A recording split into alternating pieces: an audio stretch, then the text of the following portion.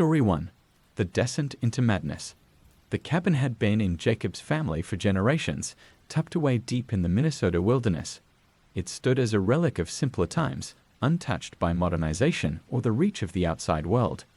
Surrounded by thick pines and the icy grip of the northern winter, the cabin was his favorite retreat. Jacob always preferred the isolation, the quiet. However, that winter in 1972 would change everything. It started subtly. On the first night, a strange, low howl echoed through the dense woods. It was distant at first, almost imperceptible against the howling winds. But as the hours passed, it grew closer, circling the cabin. Jacob, sitting by the fireplace with a whiskey in hand, listened intently.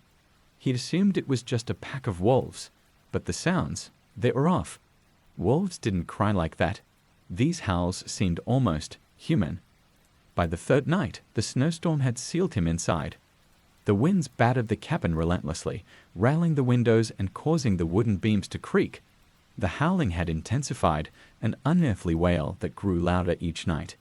Jacob's dog, Bear, usually a fearless beast, whimpered and scratched at the door, desperate to escape. Jacob, feeling a growing unease, reinforced the doors and windows, though he couldn't explain why. The morning after, Jacob woke to find large, humanoid footprints circling the cabin. They were like nothing he had ever seen before, too large to be human, but distinctly bipedal.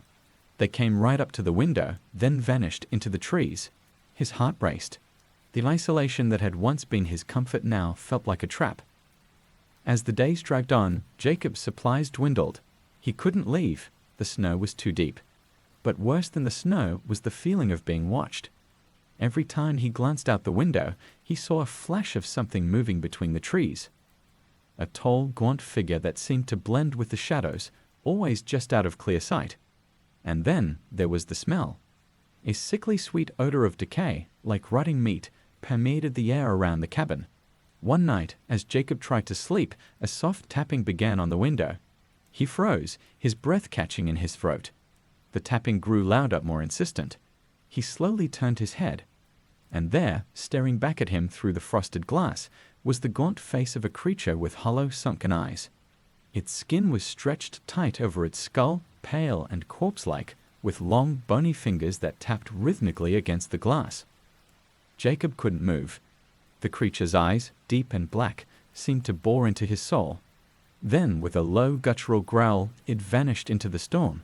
That night, Jacob locked himself in the bedroom, a shotgun in hand, but sleep was impossible. The howling returned, but this time it was accompanied by scratching, as if something was trying to claw its way inside. In the days that followed, Jacob began to lose touch with reality. His mind played tricks on him.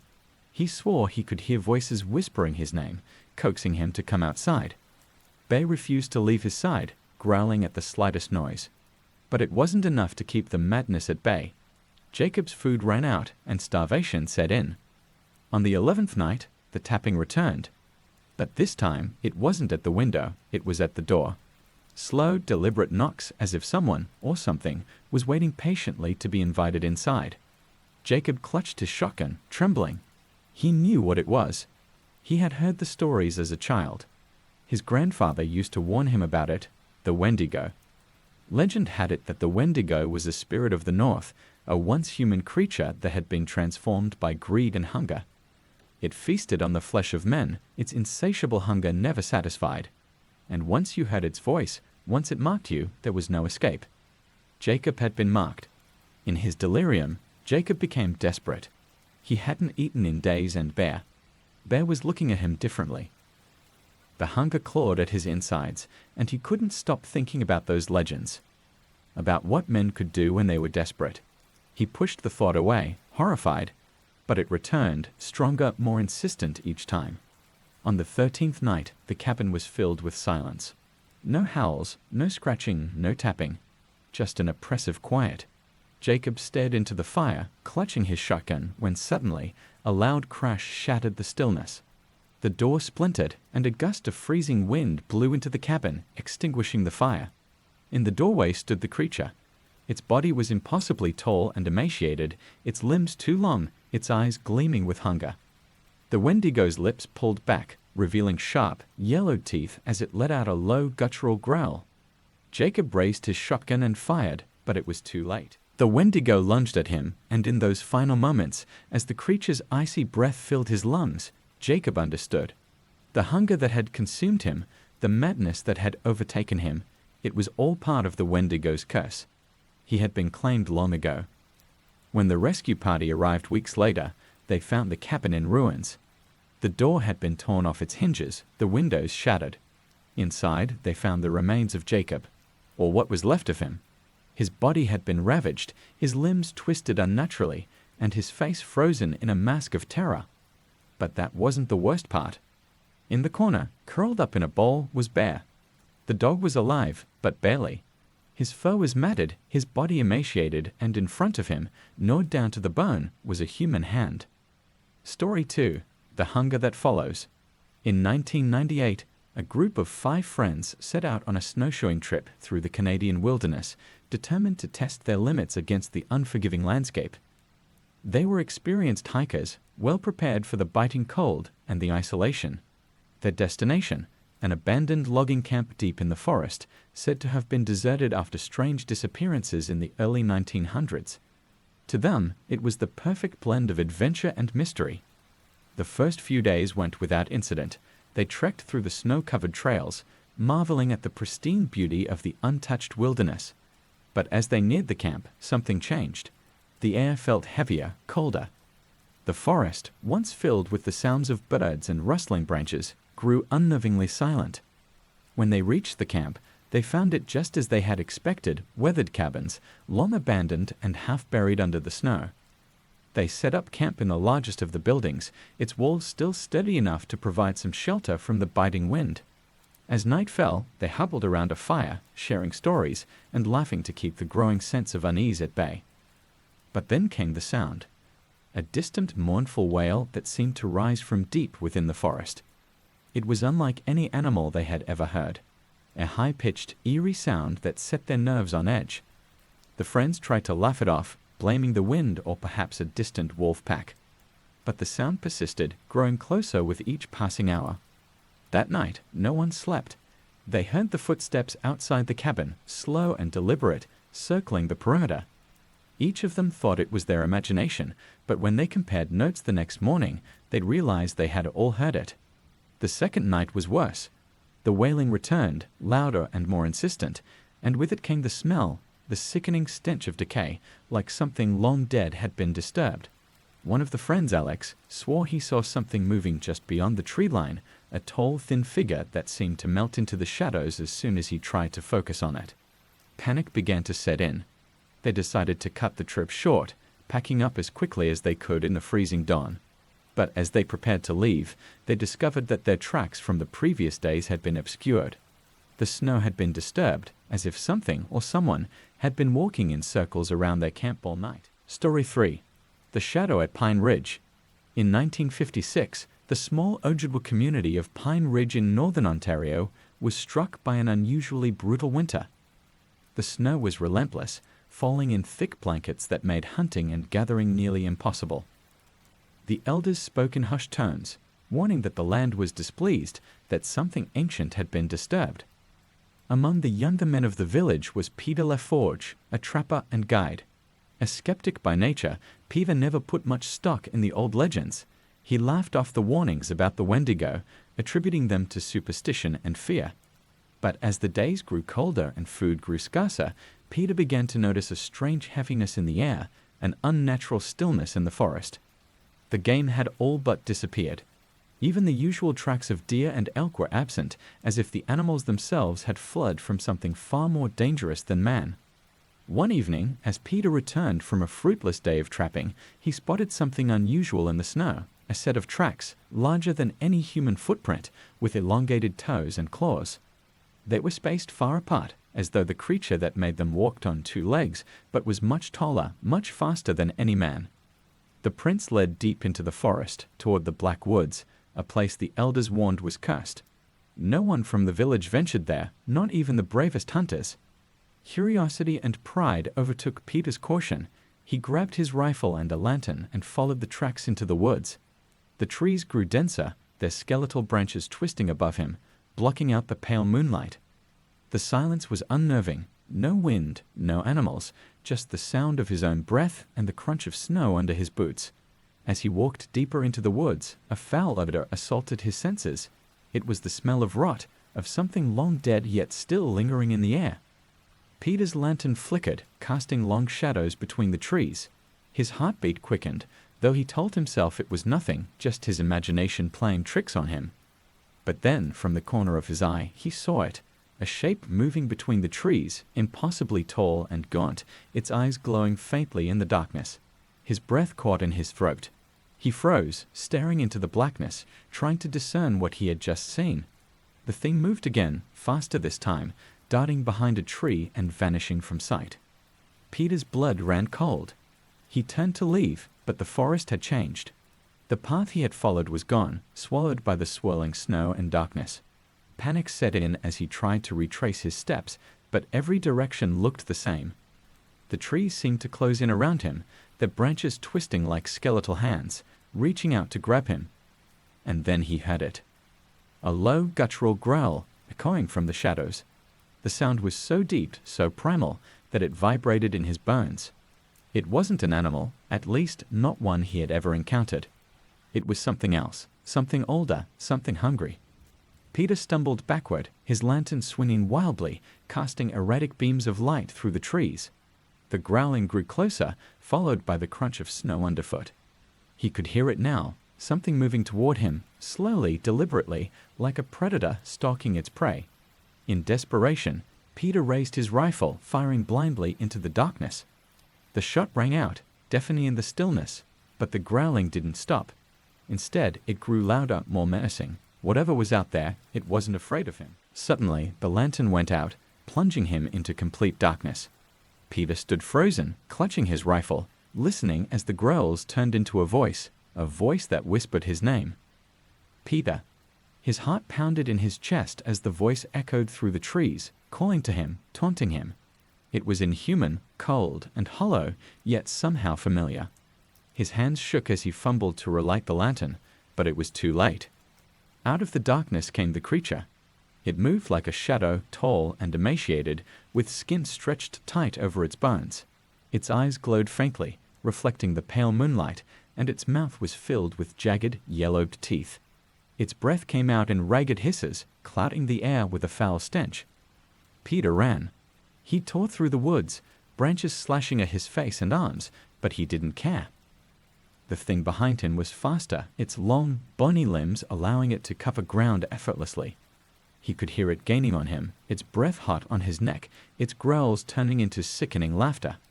In his panic, Peter tripped, crashing hard into the snow. He scrambled to his feet, but it was too late. The creature stood before him, towering over him like a nightmare made flesh. Its face was a grotesque mask of hunger, its eyes hollow and devoid of life, yet somehow full of endless, ravenous hunger. The Wendigo.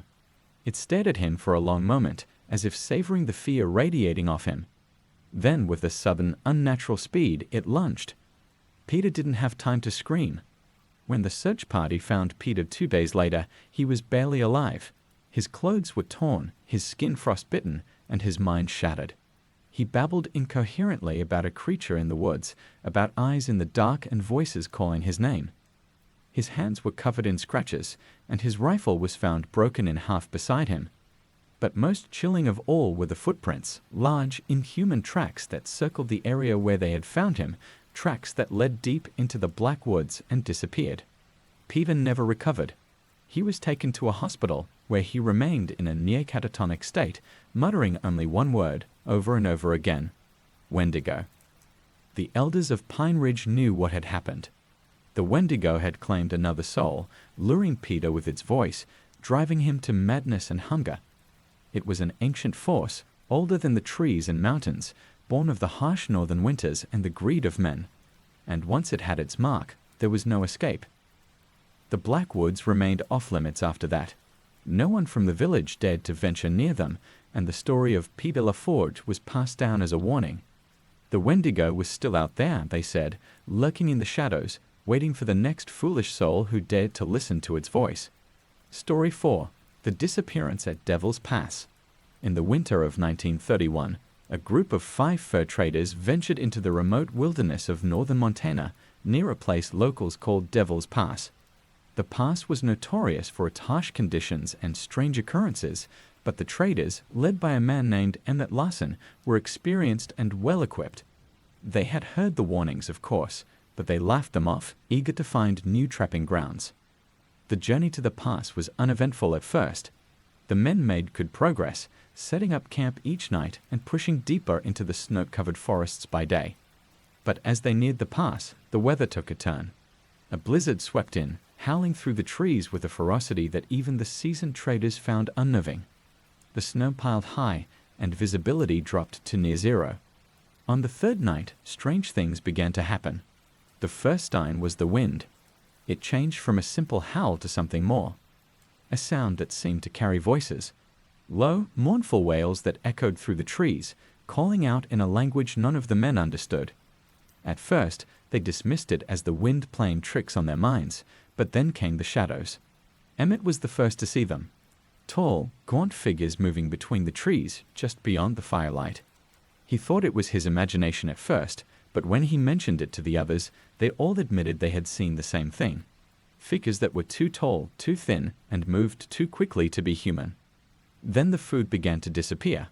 Each morning, the men would find their rations missing, their traps empty, and strange, elongated footprints in the snow around their camp. The footprints were unlike any animal tracks they had ever seen, large, clawed, and bipedal. By the fourth night, the men were on edge. They took turns keeping watch, rifles in hand, but the shadows kept coming, circling the camp, growing bolder with each passing hour. And the voices, they were louder now, closer, calling their names, taunting them. It wasn't long before the first man disappeared. His name was Henry, a quiet, reliable trapper. He had been on watch when the others heard a scream, followed by the sounds of a struggle. When they rushed out of the tent, they'd found the snow churned up, Henry's rifle lying abandoned, and those same inhuman footprints leading off into the trees. Panic set in. The remaining men wanted to leave immediately, but the storm had worsened, making any attempt to escape impossible. They were trapped, surrounded by the howling wind, the whispering voices, and the unseen figures that watched them from the shadows. On the sixth night, another man disappeared. This time it was James, who had ventured just a few feet from the camp to relieve himself. They heard his scream, but by the time they reached him, he was gone, leaving behind only more of those strange tracks and a trail of blood leading into the woods. Desperation clawed at them. They huddled together in the tent, rifles pointed at the entrance, jumping at every sound, every flicker of movement outside. But the Wendigo, the creature they now knew was stalking them, was patient.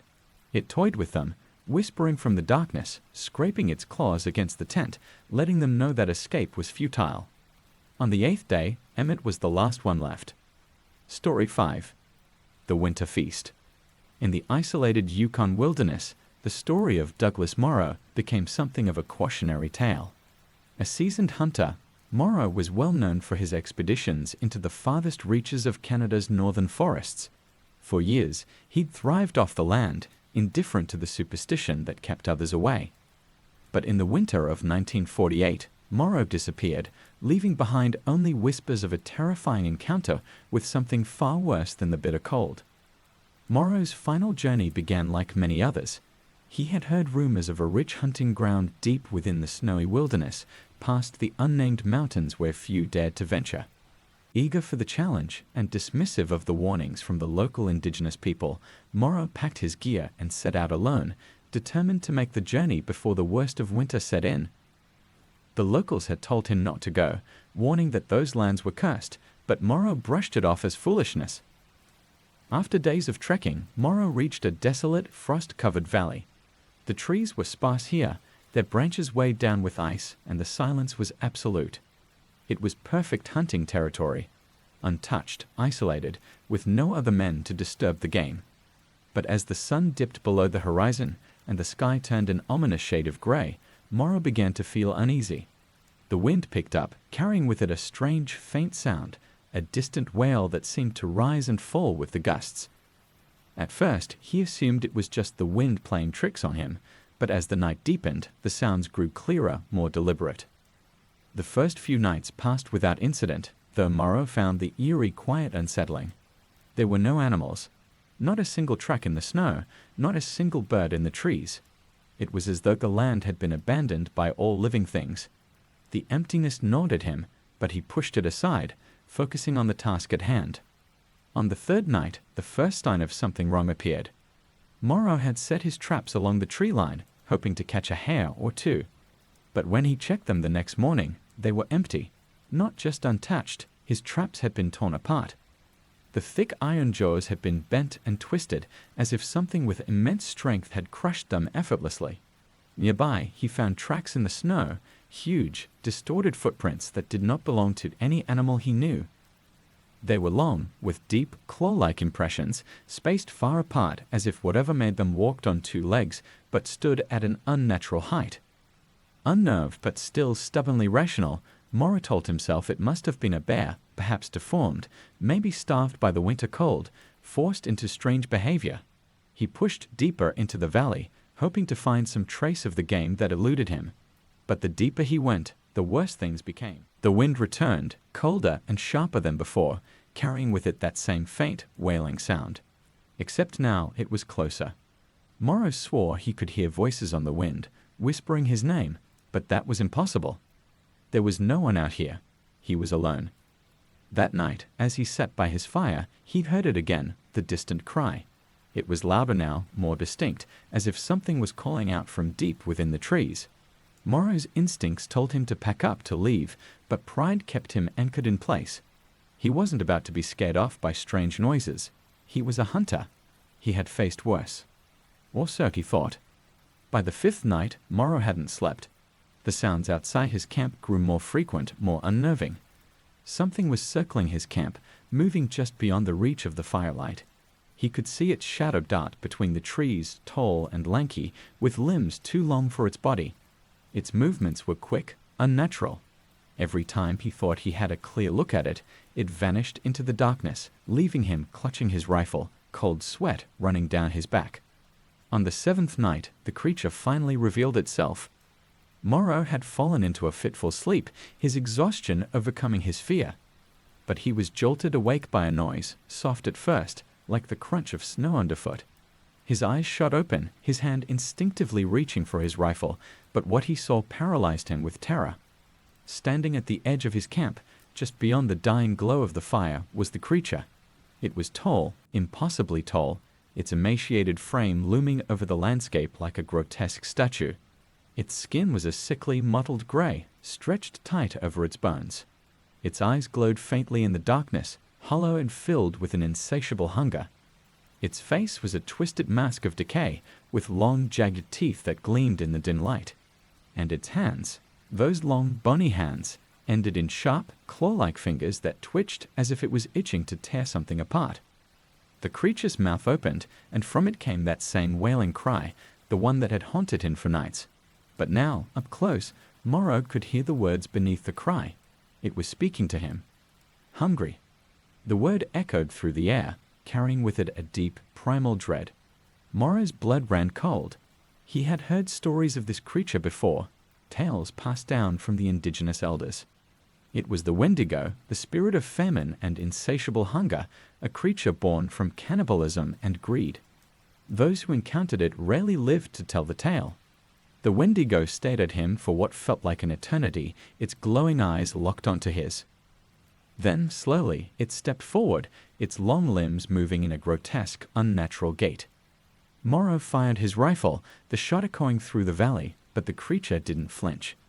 The bullet passed through it as though it were made of smoke, its form flickering for a moment before solidifying again. Panicked, Morrow threw his gear into his pack and ran.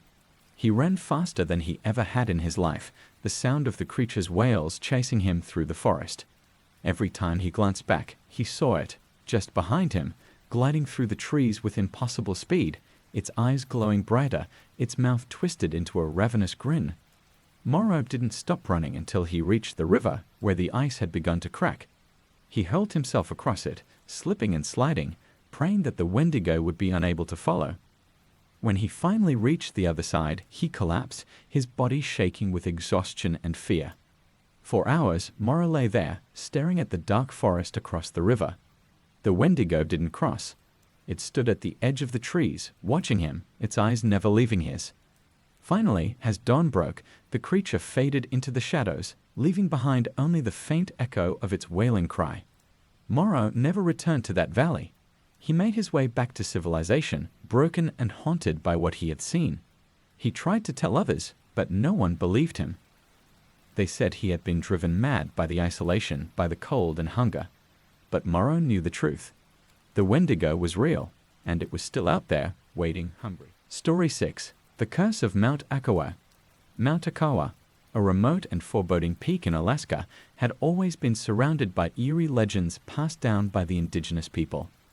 They spoke of a spirit that roamed the frozen mountains, the Wendigo, a cursed creature born from famine, driven by an insatiable hunger for human flesh. The stories kept most people away, but in 1983, a small group of college friends from Anchorage decided the legends were nothing more than myths.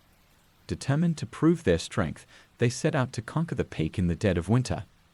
The group consisted of 4: Eric, a seasoned climber who had led several expeditions in Alaska; Lena, the adventurous one who had convinced everyone that Mount Akawa was just another challenge; Adam, a quiet but reliable friend; and Marie, Eric's girlfriend, who was more hesitant but unwilling to be left behind. They packed their gear, double-checked their maps, and ventured out, undeterred by the warnings of local guides who insisted that Mount Akawa wasn't just dangerous, it was cursed. The first few days went smoothly. They made good progress, though the cold was more biting than they had anticipated, the air growing thinner as they climbed higher. By the 4th day, they had reached a dense forest that clung to the base of the mountain. The trees stood tall and still, their branches heavy with snow, but something about the forest felt wrong. There were no sounds, no birds, no animals, just an oppressive, unnatural silence that hung in the air. Place feels dead, Adam muttered as they made camp that evening. His voice was barely above a whisper, as if he didn't want to disturb whatever might be listening. Lena, always the skeptic, laughed. It's just the altitude messing with your head. We'll be out of these trees by tomorrow, then it's all rock and ice. But Eric felt it too. A strange, unsettling presence, as though the forest itself was watching them. He said nothing though, not wanting to alarm Marie, who already seemed on edge. That night, they huddled around a small fire, the cold seeping through their tents and into their bones. The wind picked up, howling through the trees, but beneath the sound of the wind, something else could be heard. At first, it was faint, a distant, almost melodic cry carried by the gusts. But as the hours passed, it grew louder, more distinct. Lena was the first to acknowledge it. You guys hear that? Like someone's calling for help. They all paused, straining their ears against the wind. The cry was low and mournful, echoing through the trees, but it didn't sound human. It was too deep, too hollow. Eric's stomach tightened. We need to stay close to camp. Whatever that is, we don't follow it. But what if someone's out there? Marie's voice trembled. What if someone's lost? We're the only ones out here, Eric said firmly. No one else would be crazy enough to climb Akawa in the dead of winter. The crying continued, circling their camp, growing fainter, then louder, as if whatever was making the sound was moving through the trees, watching them. No one slept that night. By morning, the tracks appeared. They were large, almost human-like, but deformed, elongated, and misshapen, with deep claw marks at the toes. The tracks circled the camp several times before vanishing into the dense forest. Eric examined them closely, his heart pounding in his chest. They didn't belong to any animal he had ever seen. The group was rattled, but Lena, ever the skeptic, brushed it off. Just some animal messing with us. Bears can do weird things to their paws in the winter. But as they ascended the mountain, the tracks continued to follow them. Every time they set up camp, the strange footprints would appear, circling their tents as if the creature was stalking them, watching them from just beyond the firelight. And always at night, the cries returned, soft at first, but growing louder, more insistent. On the 7th day, they reached the barren slopes of Mount Akawa. The forest was long behind them, but the feeling of being watched never left. The mountain was silent, except for the wind whipping around them. As they set up camp on a narrow ledge, Eric noticed something strange. There were more tracks, This time, they weren't just around the camp. They led toward the summit. That night, the wailing returned, louder than ever before, as if whatever had been following them was now closing in. Marie was the first to crack. "It's the Wendigo," she whispered frantically, tears streaming down her face. "It's been following us, watching us. It's hungry." "No," Lena snapped, though her voice wavered. "That's just a stupid story. There's no Wendigo. It's just the cold and the altitude getting to you." But the fear had taken hold of the group. No one could deny the tracks, the cries, the feeling of being hunted. The next morning, Adam was gone. His tent was empty, his gear untouched. The snow around the camp was undisturbed, except for a single set of those same inhuman tracks leading away from the camp and up toward the summit. Eric searched for hours, but there was no sign of him, just the endless white of the mountain and the ever-present tracks. Panic set in. Lena tried to keep everyone moving, insisting that Adam had wandered off in the night and they would find him higher up, but Eric and Marie knew better. Something had taken him. By the 9th day, the mountain had become a place of nightmares. The air was thin, every breath a struggle, and the cries had grown constant, echoing across the slopes like a macabre chorus. Eric barely slept, clutching his ice axe, his eyes darting to every shadow. Then Lena disappeared.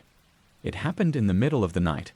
One moment she was there, muttering to herself about how this was all some kind of hallucination, and the next she was gone.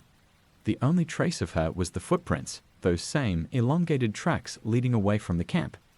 Now it was just Eric and Marie, huddled together, paralyzed with fear. The Wendigo was close now. They could feel its presence pressing in on them, the weight of its hunger palpable. Miri begged Eric to leave the mountain, but he knew there was no escape. The Wendigo had claimed them the moment they had set foot on its cursed land. On the 11th day, as the wind howled around them, Eric awoke to find Miri standing at the edge of the cliff, staring up at the summit. Her eyes were glazed, her face pale and expressionless. He called out to her, but she didn't respond. Slowly, she began to walk, as if in a trance, following the tracks that led higher up the mountain. Eric ran after her, but the wind and snow blinded him. By the time he reached the summit, Marie was gone. In her place stood the Wendigo. It was taller than Eric had imagined, its body impossibly thin and gaunt, its limbs twisted and grotesque. Its face was skeletal, with hollow black eyes that seemed to stare right through him. Its mouth, filled with sharp, yellow teeth, stretched into a wide, unnatural grin. The creature's long, clawed hands reached out toward him, as it let out a low, guttural moan, a sound of eternal hunger. Eric turned and ran, the creature's wails following him down the mountain. He didn't stop running until he reached the base, his body exhausted and broken. When he finally returned to civilization, no one believed his story. They said the mountain had driven him mad, that the deaths of his friends were the result of an avalanche or a fall. But Eric knew the truth. Mount Akawe belonged to the Wendigo, and anyone who dared to set foot on its slopes was doomed to feed its endless hunger. Story 7. The Cannibal Feast.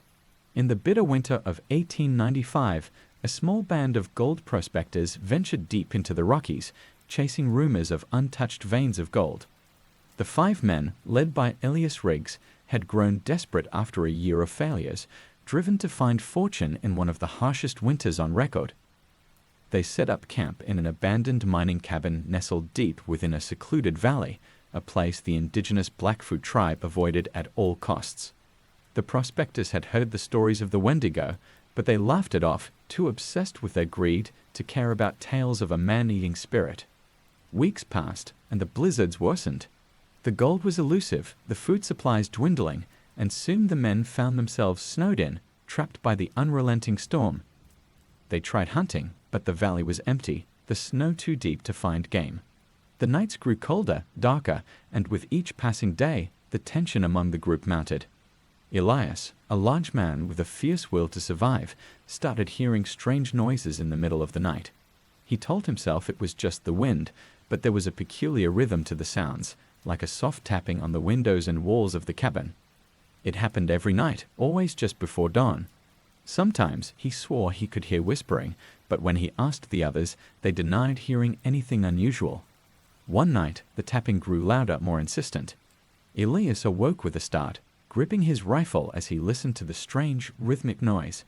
It seemed to circle the cabin, moving from one window to the next, growing closer with each passing minute. Then, just as suddenly as it began, the tapping stopped, replaced by a long, low moan that sent chills down his spine. The next morning, they found tracks in the snow, huge, inhuman prints with elongated toes and deep claw marks. The tracks circled the cabin multiple times before disappearing into the dense woods. The men stared at them in disbelief, but no one spoke.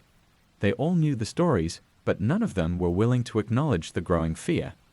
Days passed, and the storm showed no signs of letting up. The food ran out, and with it, their patience. The group turned on each other, accusations of hoarding and stealing flying between them. Starvation gnawed at their minds, and soon the whispers started. Dark, terrible whispers about the unthinkable solution that no one wanted to say aloud. It was Elias who first brought it up. He waited until the fire had burned low, casting long shadows across the cramped cabin. His voice was hoarse, hollow from hunger. "We've got to eat," he said, his eyes darting to the weakest of the group, a man named Thomas who had fallen ill days earlier. "We've got no choice." The others recoiled at first, horrified by the suggestion, but as the hunger clawed at their stomachs, their minds began to shift. One by one, they succumbed to the idea. The desperation in their eyes mirrored Elias's own. That night, Thomas disappeared. The men didn't ask questions. They didn't want to know how it happened. All they cared about was the meat that Elias cooked over the fire, the way it filled their bellies and silenced the hunger, if only for a while. But with that meal, something changed in Elias. The whispers in his head grew louder, more insistent, and with them came a new hunger, a hunger that no amount of meat could satisfy. The next night, the tapping returned. Louder this time, more forceful. The creature, whatever it was closer. Elias could feel it. He lay awake, staring at the door, his body trembling with anticipation. He no longer feared the creature outside. In fact, part of him welcomed it. That's when he saw it. Standing at the window, its gaunt, skeletal face pressed against the glass, was the Wendigo.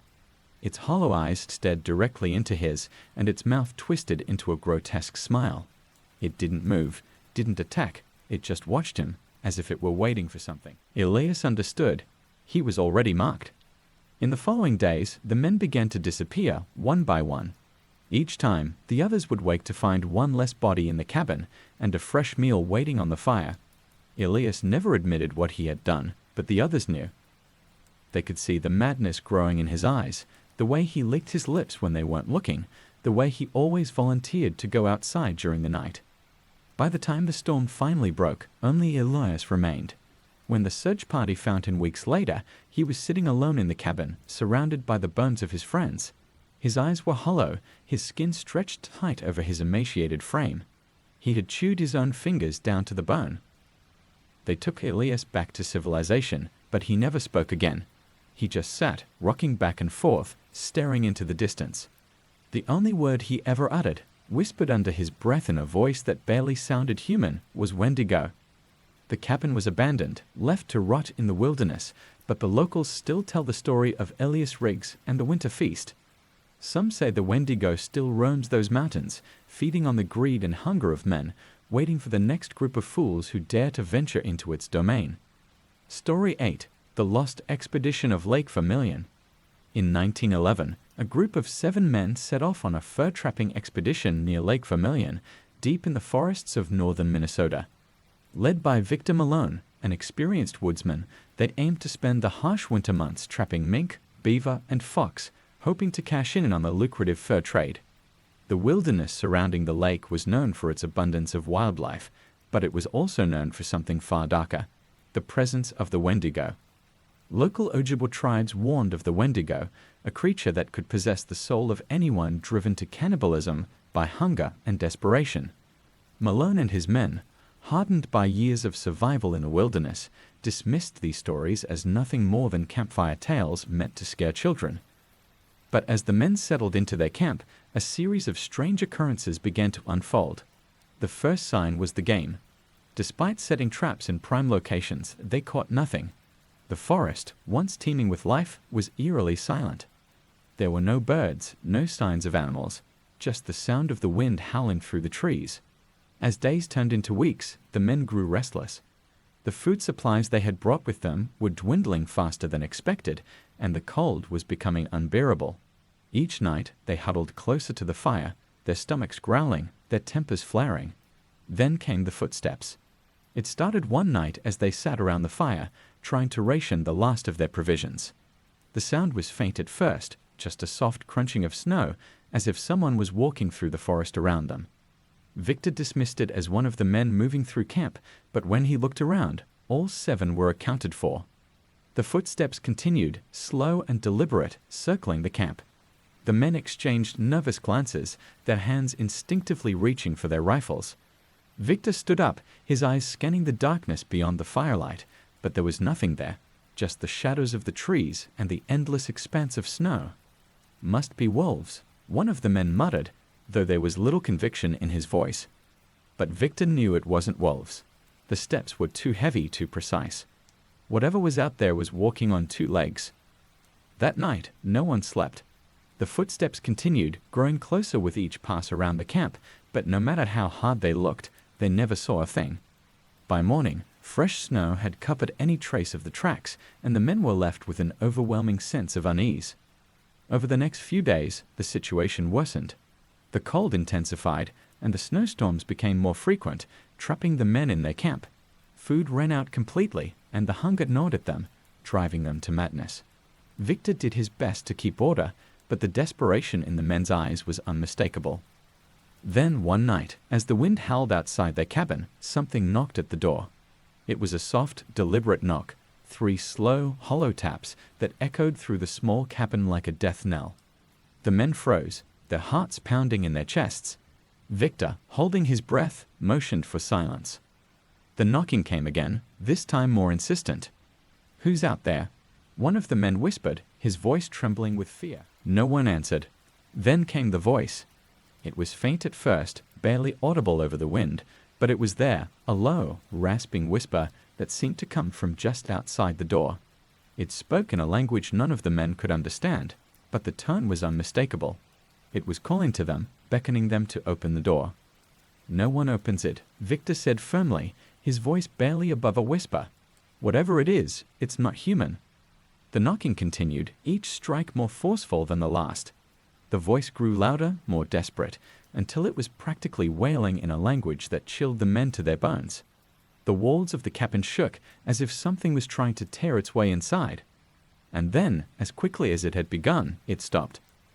The silence that followed was more terrifying than the knocking. The men sat in stunned horror, their breaths shallow, their minds racing. No one dared move until daylight broke the darkness. When they finally stepped outside, they found fresh tracks leading away from the cabin, enormous humanoid footprints that disappeared into the forest. Whatever had been knocking was no man. Over the next few days, one by one, the men started to disappear. It began with Ted, a burly trapper with more years in the wilderness than most. He had gone out to gather firewood and never returned. They searched for hours, but the only thing they found was his axe lying in the snow and those same inhuman tracks leading away from the camp. Then it was Frank, who claimed he had seen something moving in the trees at night, something tall and thin, watching them from a distance. He vanished the next morning, his bedroll left untouched, his rifle still leaning against the wall. By the time the storm finally broke, only Victor and 2 others remained. They tried to leave, to make their way back to civilization, but the forest had become a maze of snow and ice, and the thing stalking them was never far behind. Each night, the knocking returned, and each morning, one of the men would be gone. On the final night, Victor found himself alone. The knocking came, louder and more insistent than ever before. This time, the door began to splinter, and through the cracks, Victor saw it, the Wendigo. Its body was impossibly tall and thin, its skin stretched tight over its bones, and its eyes. Those hollow, black eyes stared at him with a hunger that had no end. Its mouth, filled with jagged, yellow teeth, opened wide as it let out a long, guttural wail, a sound that seemed to freeze Victor's blood in his veins. Victor never returned from the expedition. When spring came, another group of trappers found the cabin, but it was empty. There were no signs of struggle, no bodies, only the shattered door and the enormous footprints leading away from the camp. The locals still talk about the lost expedition of Lake Vermilion, and they warn anyone who dares venture into those woods in the dead of winter. The Wendigo is still out there, they say, waiting for the next group of travelers foolish enough to think they can escape its hunger. Story 9. The Snowbound Curse. In the winter of 1922, a small railway construction crew became stranded by a sudden blizzard in the Canadian Rockies. The crew, consisting of 8 men, had been working tirelessly to lay tracks through the mountainous terrain when the snowstorm hit, burying the landscape under several feet of snow in a matter of hours. Their nearest supply station was more than 30 miles away, and the storm made it impossible to move. They set up camp in an old, abandoned log cabin that they had stumbled upon just before the worst of the blizzard hit. The cabin was ancient, likely built by fur trappers decades earlier, and it gave off an uneasy feeling from the start. Their leader, a gruff man named John Harper, assured the men that they would wait out the storm for a few days before resuming work. The crew had enough provisions to last a week, and Harper's confidence kept them going for the first couple of days. But as the storm raged on, the isolation of the mountains began to weigh heavily on them. Worse yet, by the third night, strange things began to happen. It started with a peculiar scratching at the cabin door, faint but persistent, like claws scraping against the wood. At first, the men thought it was an animal, a bear or a wolf seeking shelter from the storm. But when they opened the door, there was nothing there. Only the howling wind and the endless expanse of snow greeted them. Harper shrugged it off, warning his men to stay calm, but the eerie atmosphere of the cabin made sleep difficult. The following night, the scratching returned, louder this time, more insistent. The men gathered around the door, armed with rifles, but again they found nothing. Only fresh snow swirling in the wind and those strange tracks, elongated, clawed prints that circled the cabin but led nowhere. Harper, growing uneasy, tried to keep morale high, insisting it was just a wild animal that would move on once the storm passed. But the crew wasn't so sure. They had all heard the local legends, the tales the indigenous people told of the Wendigo, a monstrous creature that haunted the deep woods and mountains during harsh winters, preying on those who dared to venture too far into its territory. The stories claimed that the Wendigo could mimic voices, drive men mad with hunger, and feast on their flesh. The crew joked about it at first, trying to dispel their growing fear, but the jokes stopped when the whispers began.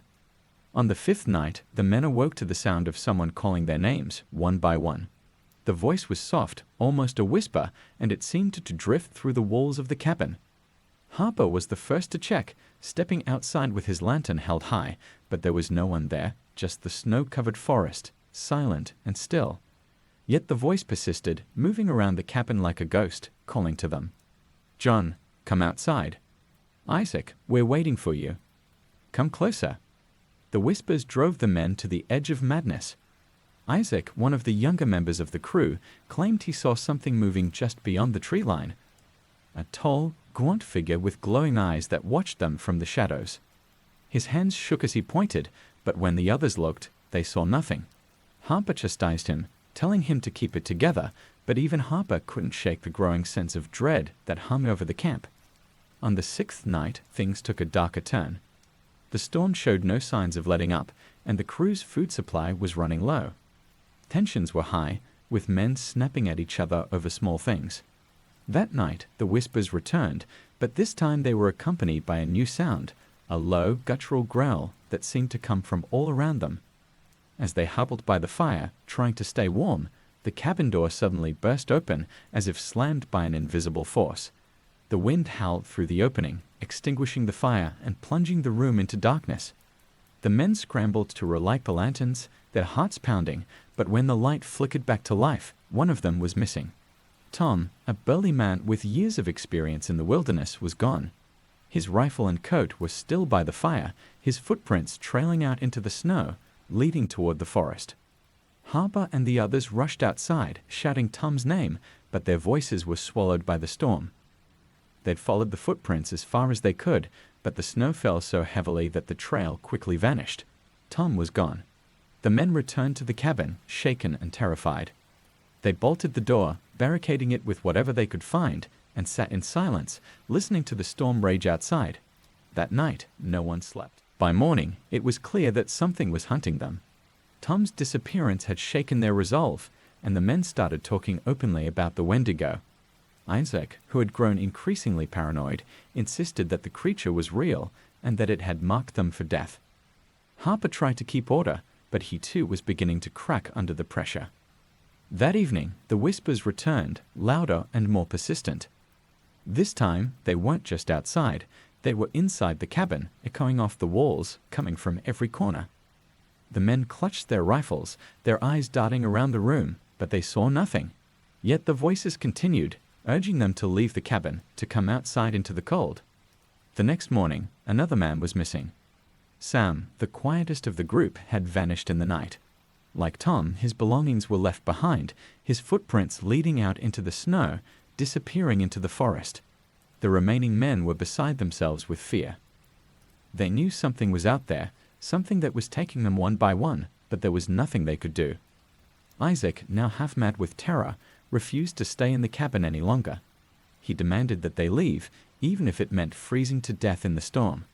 Harper tried to stop him, but Isaac wouldn't listen. He packed what little food was left and set off into the snow, muttering about how the Wendigo was waiting for them. Hours later, they heard Isaac's screams echoing through the forest, cut short by something terrible. Now only Harper and 2 others remained. They'd barricaded themselves in the cabin, determined not to leave, but the fear was overwhelming. The storm showed no signs of stopping, and they knew that whatever was out there would come for them soon. That night, as the fire flickered low, the door to the cabin creaked open on its own. Standing in the doorway was the Wendigo.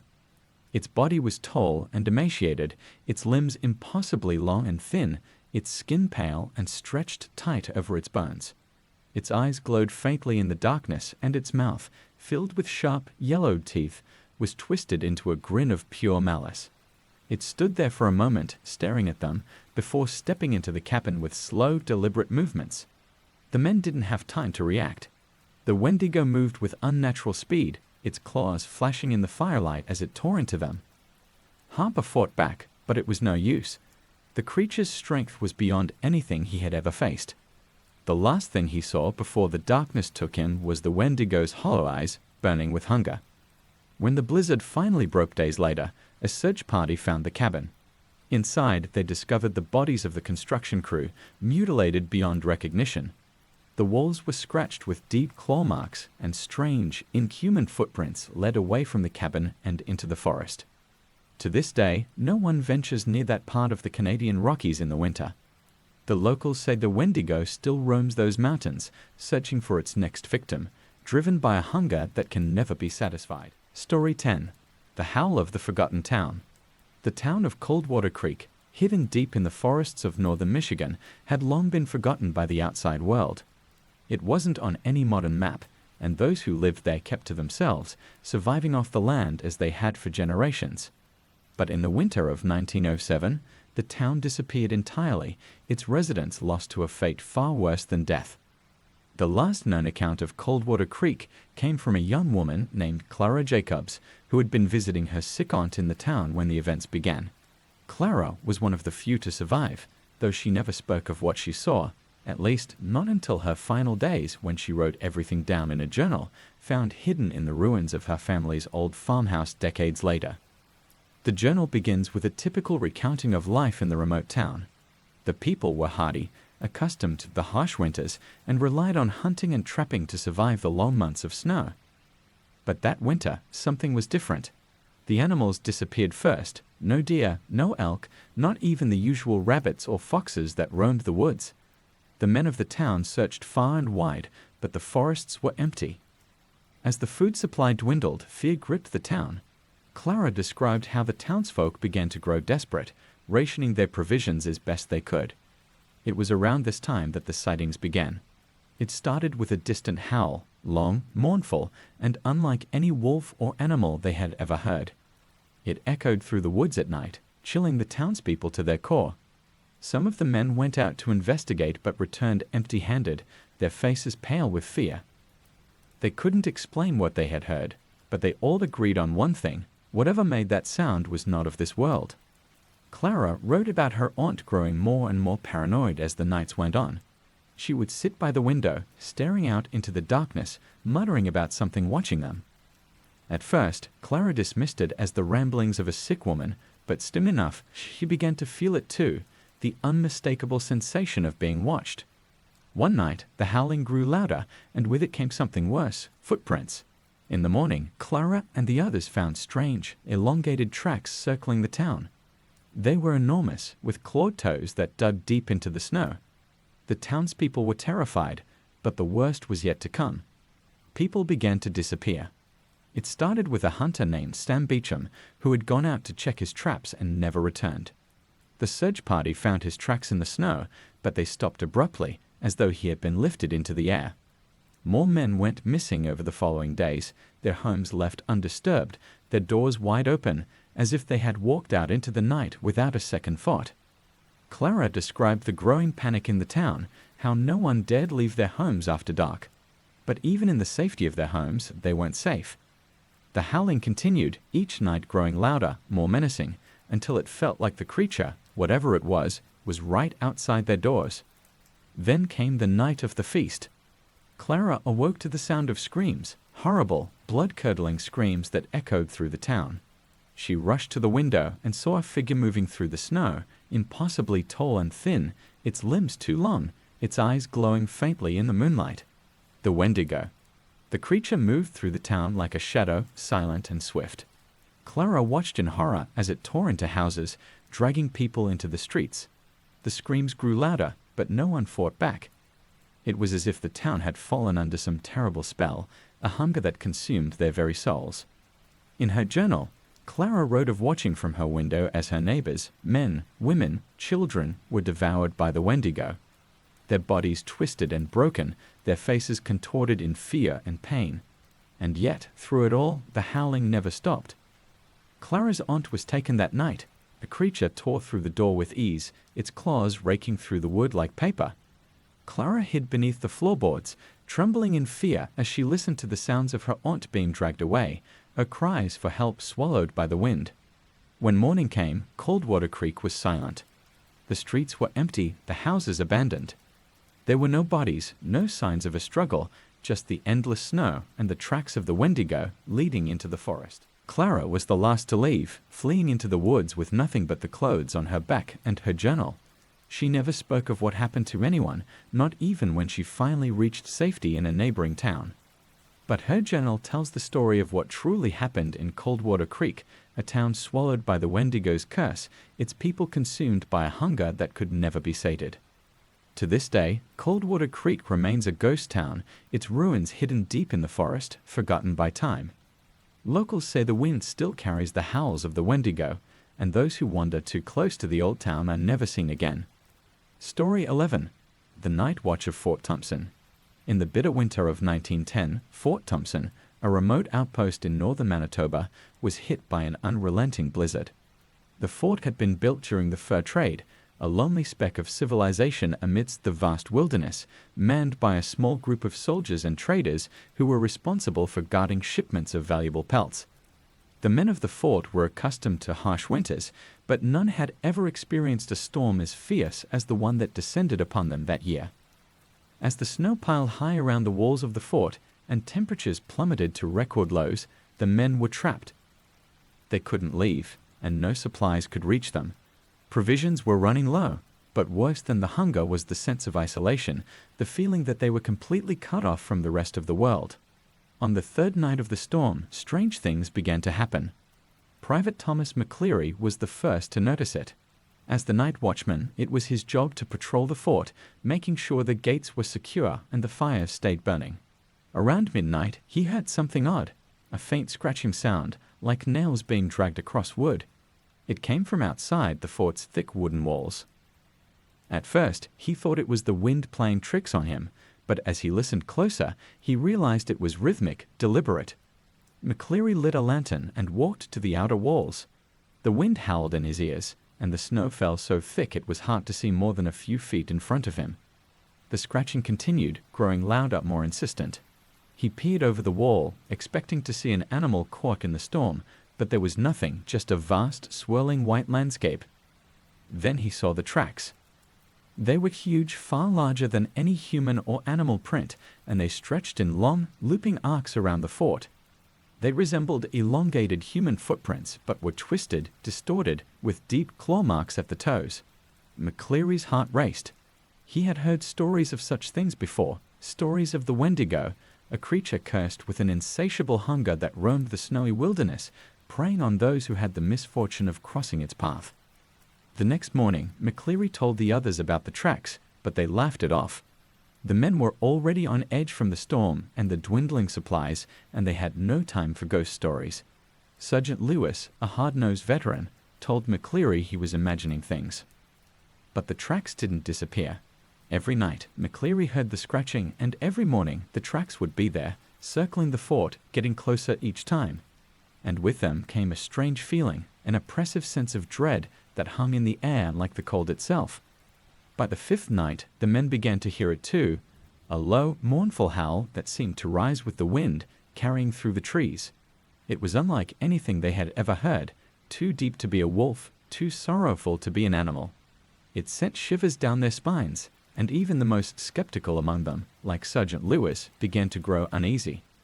The following morning, they found the first sign that something was terribly wrong. Private Jenkins, a young soldier stationed at the fort, had gone missing. His bed was empty, his boots still by the door, but his rifle and coat were gone. There were no signs of struggle, no blood, just a set of footprints leading from the barracks to the fort's gate, and outside the gate, the same monstrous tracks McCleary had seen before. Sergeant Lewis ordered a search party, but the storm had grown so fierce that leaving the fort was impossible. They searched the perimeter, but Jenkins was nowhere to be found. The only clue was the claw tracks that led away into the storm, as if something had lured him outside. The men were terrified. They whispered about the Wendigo, the cursed spirit of famine and hunger that could drive a man mad, making him wander into the cold, never to be seen again. McCleary couldn't shake the feeling that something had been watching them for days, lurking just beyond the walls, waiting for the right moment to strike. That night, the howling grew louder. It echoed through the fort, rising above the wind, so loud that it seemed to shake the very walls. The men barricaded themselves inside, clutching their rifles, but the fear was palpable. They could hear scratching at the gates, soft at first, then more insistent, like claws scraping against wood. McCleary, who had taken up position by the door, swore he saw a shadow moving outside in the snow, a tall, gaunt figure with long limbs that didn't move like a man. Then came the voice. It was low, rasping, almost a whisper, but it was there, drifting through the cracks in the walls. It called out to them, speaking their names one by one, beckoning them to come outside. Thomas, come out. James, we're waiting for you. Sergeant Lewis, the cold isn't so bad. The men were frozen with fear. No one dared move, no one spoke. They sat in the darkness, listening to the voice whisper to them, and to the terrible howling just beyond the gates. It wasn't until dawn that the sounds finally stopped. When they opened the gates the next morning, they found Jenkins. Or what was left of him. His body had been dragged through the snow, torn apart by something with claws as sharp as knives. His face was frozen in a mask of horror, his limbs twisted and broken. But worst of all were his eyes. They were wide open, staring into the distance, filled with a terror that no one could explain. The men were beside themselves with fear. Sergeant Lewis, who had always been a man of reason, ordered the gates to be reinforced and forbade anyone from leaving the fort. But they all knew it wouldn't be enough. Whatever had killed Jenkins wasn't human, and it wasn't going to stop. That night, the Wendigo came again. This time, it didn't wait at the gates. The men heard the sound of wood splintering, the walls of the fort groaning under some immense pressure.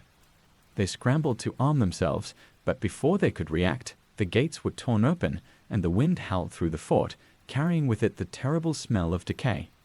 McCleary was the first to see it, the Wendigo, standing in the opening, its eyes glowing faintly in the darkness. It was impossibly tall, its body emaciated and gaunt, its skin a sickly gray stretched tight over its bones. Its mouth was filled with jagged, yellow teeth, and its long, bony hands ended in sharp claws that twitched with hunger. The creature's hollow eyes scanned the men, and it let out a low, guttural growl. The men opened fire, but the bullets had no effect. The Wendigo moved through the fort like a shadow, too fast, too powerful. It tore through the men with ease, its claws slicing through flesh and bone. McCleary watched in horror as Sergeant Lewis was lifted into the air, his screams cut short as the Wendigo ripped him apart. McCleary and a few others fled into the storage cellar, barricading the door behind them. They sat in the darkness, listening to the sounds of their comrades being slaughtered above. The howling grew louder, filling the cellar with a terrible, inescapable noise. For days, McCleary and the few survivors hid in the cellar, too terrified to move, too weak to fight. The Wendigo prowled the fort above them, its footsteps echoing through the empty halls, its voice whispering to them from the darkness.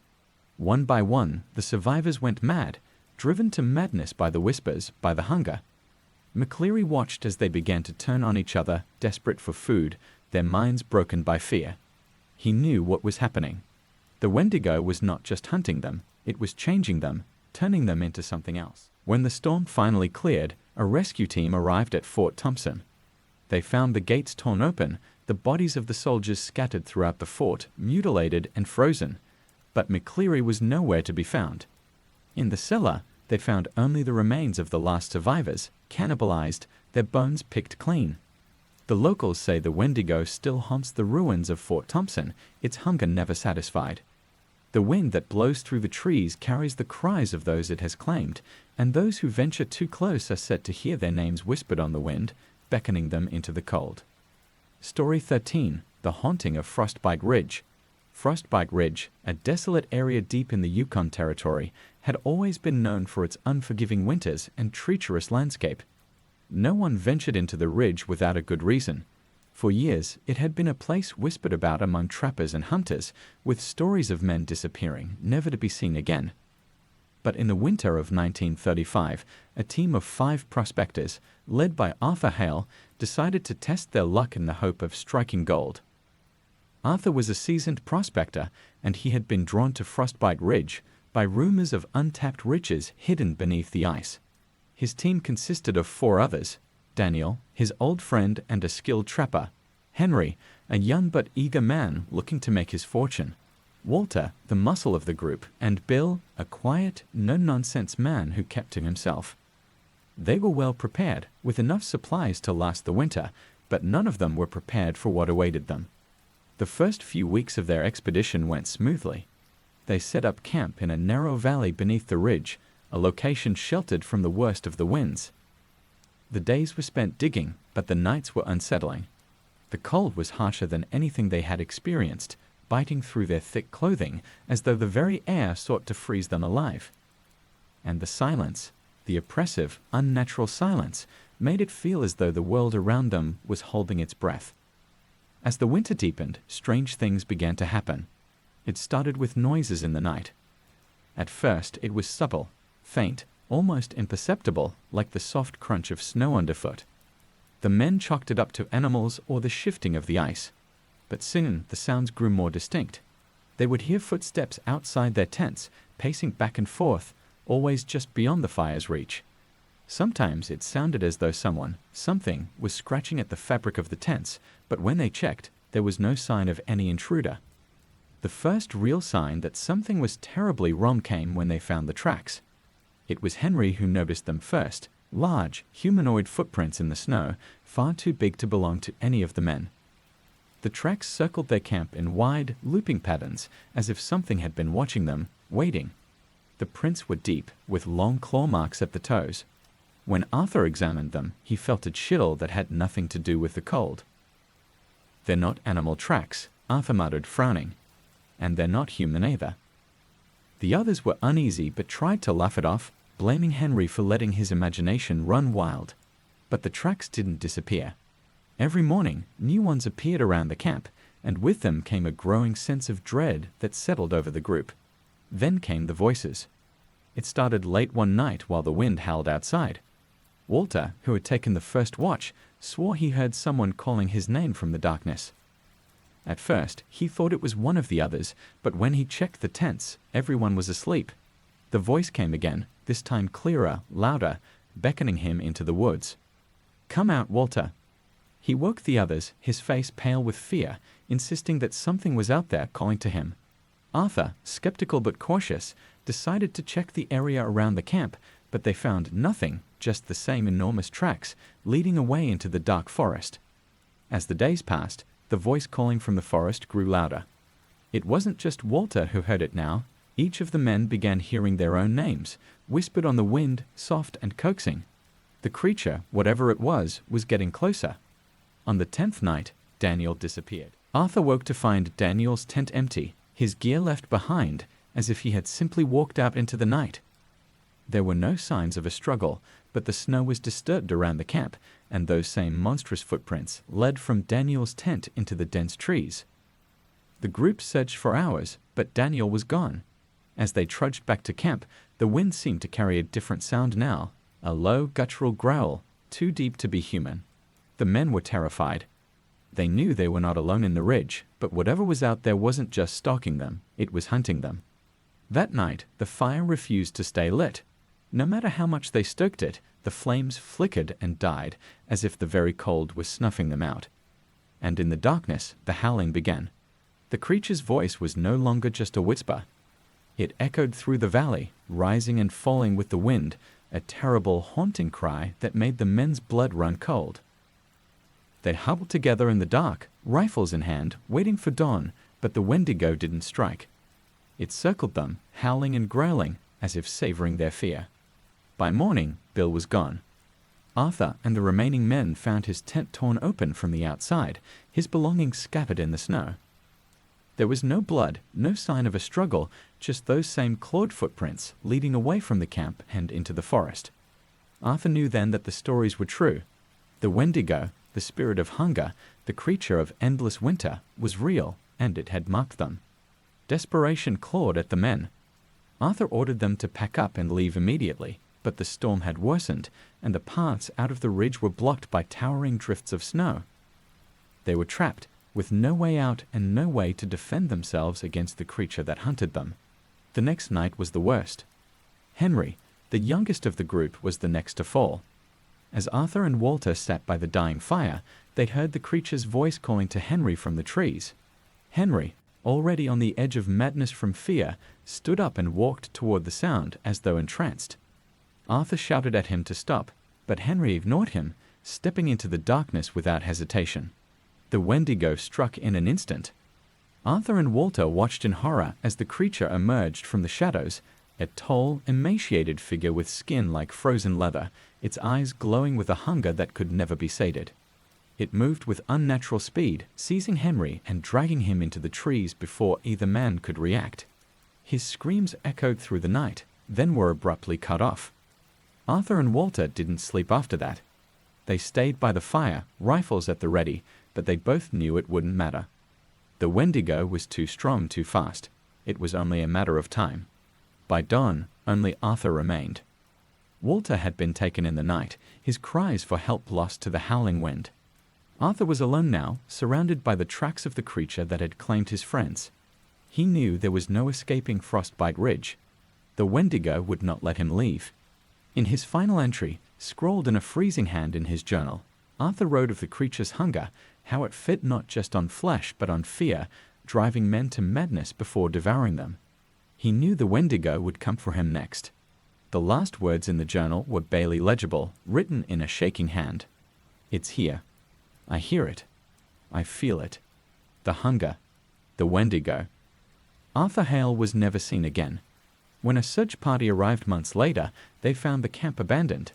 The tents were torn, scattered across the snow, and the tracks of the Wendigo led away into the mountains. No bodies were ever recovered, but the journal told enough of the story. To this day, no one ventures into Frostbite Ridge, especially in the winter. The locals say the Wendigo still haunts the valley, its hunger never satisfied, its voice still calling out to those foolish enough to enter its domain.